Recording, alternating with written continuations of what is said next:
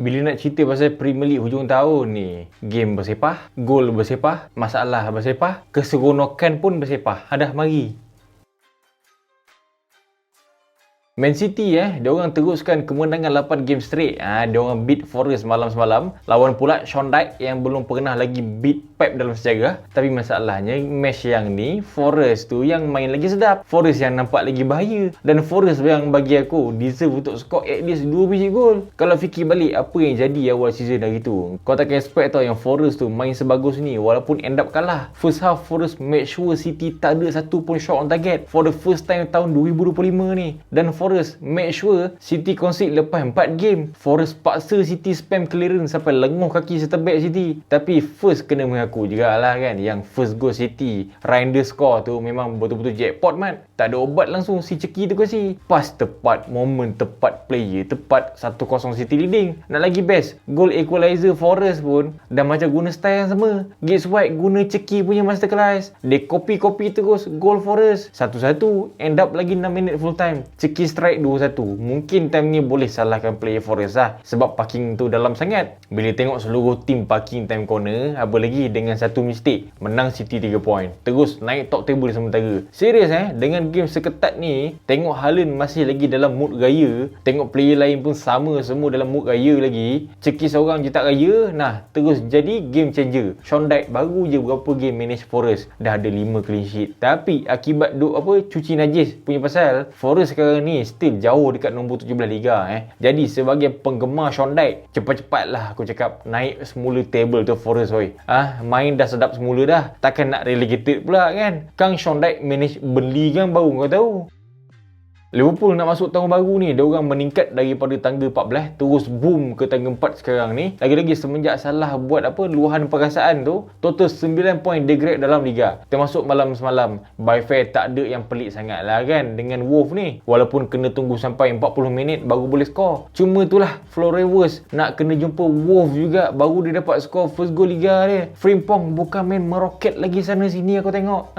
Gravenberch, AKTK pun sama ambil bahagian membahan Wolves. So far okey lah kan, positif lah sikit. Nampaklah perubahan untuk new signing Liverpool tu kan. Walaupun overall ada masih struggle sikit sana sini, tapi bila sebulan belum lagi kalah dan dalam sebulan dapat naik daripada tangga 12 ke tangga 14 Liga sekarang, kira alright lah tu. Dan Wolves sekarang ni 20 lebih game straight tak menang-menang collect cuma 2 point, dah bolos dekat 40. Skor cuma 10 weh. Kesian weh. Aku memang penggemar Wolves tau. Semenjak diorang naik dulu. Vitinha, Pedro Neto, Adama, Raul Jimenez, Moutinho, Ruben Neves, Rui Patricio, Podence, Jota, Conor Cody, Cunha. Tapi selepas 8 musim straight dekat top flight, memang aku rasa dah boleh confirm dah ni, Wolves tersingkir juga season ni rasanya ni. Sebab rekod diorang sekarang bukan weh. Tim pertama dalam sejarah 123 tahun yang tak menang-menang 18 game Liga straight. Yang paling kesian, 4 bulan lepas baru je splash 140 million. 4 season later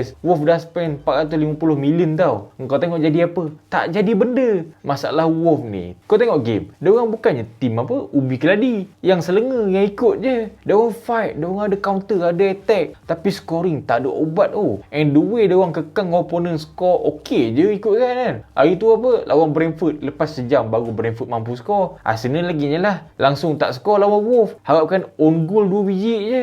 MU 4-1 beat Wolves tu cerita lain lah. Tapi memang aku nampak semangat player ni nak cuba betulkan keadaan tu ada. Dan tiap kali Wolves concede, diorang terus demotivated. Macam pagi semalam lah, Gravenberch score minit ke 41, minit ke 42, gol Florewers tu dah settle dah, 3 point hilang dah. So sekarang ni cuma magic, cuma January transfer dan rescue plan club ni je yang boleh selamatkan diorang. Tapi ikut analisis, Wolves sekarang ni 99% confirm tersingkir tau. Dia satu je, spend besar, sign average player. Memang macam ginilah jadinya. Ini kalau dalam keadaan gini Klopp manage Wolves pun aku rasa Klopp give up terbang topi dia.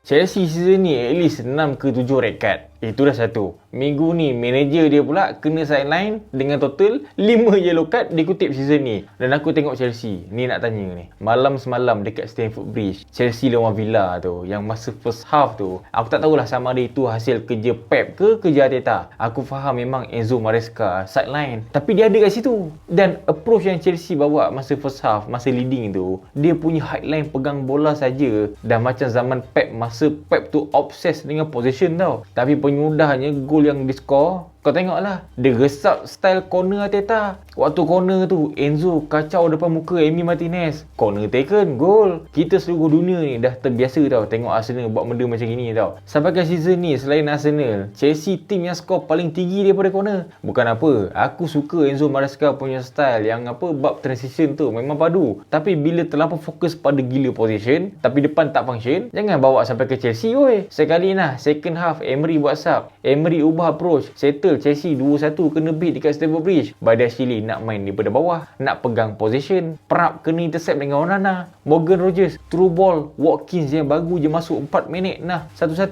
dari tak ada apa, terus menggelupur Chalobah, menggelupur lagi si Robert Sanchez dibuatnya. Dan bila style build up daripada bawah ni tak jadi lagi, dia berubah jadi Enzo Ten Hag lah pula kan, build up daripada belakang kena balik tiba-tiba. And then sebelum second goal Villa, aku tengok Villa main banyak transition tau, banyak kali Chelsea kena. Ian Maatsen, Watkins lagi end up daripada corner dia datang kepada corner dia kembali. Yang mengejutkan aku match tu, Chelsea possess tapi on target masa first half tu cuma 3, second half tu kosong on target. Tapi still Emery kan, dia counter press Chelsea pakai sub Chelsea tak tahu nak hadap macam mana dah second half tu. Chelsea ni kan, semenjak Enzo Maresca menang Manager of the Month, satu kali je dalam liga tau. Memanglah time Christmas ni Chelsea masih top 5, tapi Chelsea tak boleh bincang Chelsea hujung tahun dah 6 kali tak pernah menang. Chelsea team paling besar drop point lepas leading season ni. Sebab tu aku cakap tu, kejap nak jadi Pep Maresca, kejap nak jadi Mikel Maresca, esok dia jadi Ruben Maresca. Ambil main 3-4-3. Emery punya pasal, sekarang Villa dah jauh daripada Chelsea 10 point. Villa cuma 3 point belakang Arsenal. Dan next, Villa lawan Arsenal. Cantik.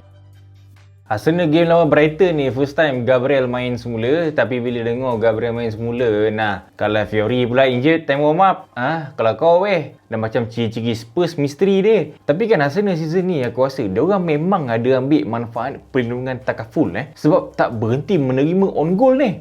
Sebelum Christmas corner on goal, lepas Christmas pun corner lagi, on goal lagi, game malam semalam pun menang dengan on goal lagi. Tapi nasib match lawan Brighton ni ada goal si Odegaard tu, first goal Odegaard season ni confirm lah. Tapi bila diteliti balik, goal ni pun hasil sedekah amal jariah daripada Verbruggen tu kak. Aku agree yang memang main marking Arsenal waktu tu cukup bagus gila. Tapi come on lah, Verbruggen buat malu keeper Belanda je. Goal kick berubah jadi assist. Tapi elok kak aku tengok Odegaard rejam sekuat hati waktu tu, biar dia belajar sikit. Dan macam biasa, seperti selalunya, opponent akan mula membongokkan diri lagi lah dengan corner, dengan on goal. Dan kali ni dengan hadiah Christmas lagi lah, punya cantik on goal ke gawang sendiri. Aku rasa Arsenal ada buat something lah, sebab misteri sangat ni. Rata tu dah lah striker tak pernah hayat skor on goal, tapi di saat Arsenal memerlukan gol, itu dia on goal sebiji lagi. Dah lah situasi on goal opponent bagi pada Arsenal tak berhenti. Ni aneh dan pelik. Nak lagi misteri, manager Brighton Fabian Hazeler tu,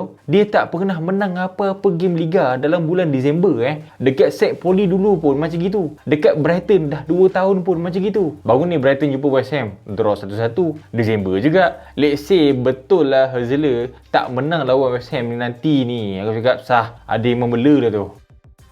Dan satu-satunya match Boxing Day season ni, so meet up antara King of Boxing Day, MU versus the most kalah Boxing Day, si Newcastle. MU yang cuma menang 2 kali lawan Newcastle semenjak tahun 2022. Revenge 3 point lawan Newcastle yang sebelum ni beat MU 4-1. Dan match ni dah lah first time main tak ada Bruno lepas sekian lama. Kesemua 5 game tak ada Bruno sebelum ni semuanya kalah. Yang ni aku tengok tiba-tiba menang pula dia. Consider 7 player utama lain tak ada. AFCON, budak sekolah dekat bench bench, Malaysia turun. Ini dah level keramat punya win dah ni. Nak lagi keramat, Amorim buat special delivery. Terkejutkan Eddie Howe dengan 4-3-3 waktu first half. Kan aku cakap elok main 4-3-3 tu. Senang mata menengoknya. Player pun tak serabut kepala. Engkau lawan Newcastle weh. Bukan lawan Wolf, tak pun Burnley. Tapi kita tengok satu-satunya gol si Dogu tu memang jahat. Bila tengok Patrick Dogu game ni, buat aku teringat Patrick Ronaldinho zaman PKNS pula lah. Rambut dah lah lebih kurang. Tapi cara dia score game ni lebih daripada striker. Dan bila dia main right wing dalam formation 4-3-3 ni, elok dia.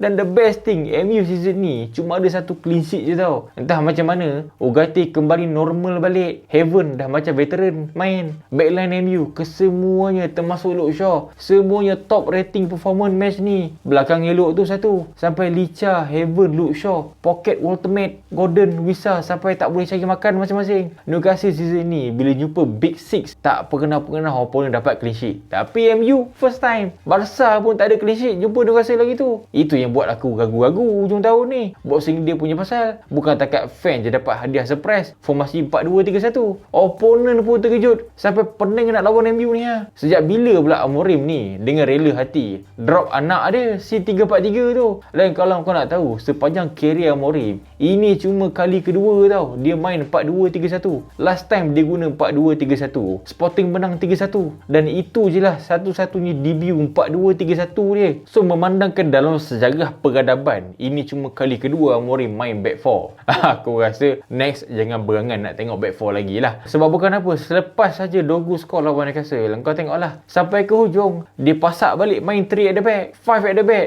Bila ada full squad tak nak try 4-2-3-1. Bila ramai player tak ada, time-time ni jugalah yang dia guna benda ni. Tak faham betul aku. Dia melawan Aruso.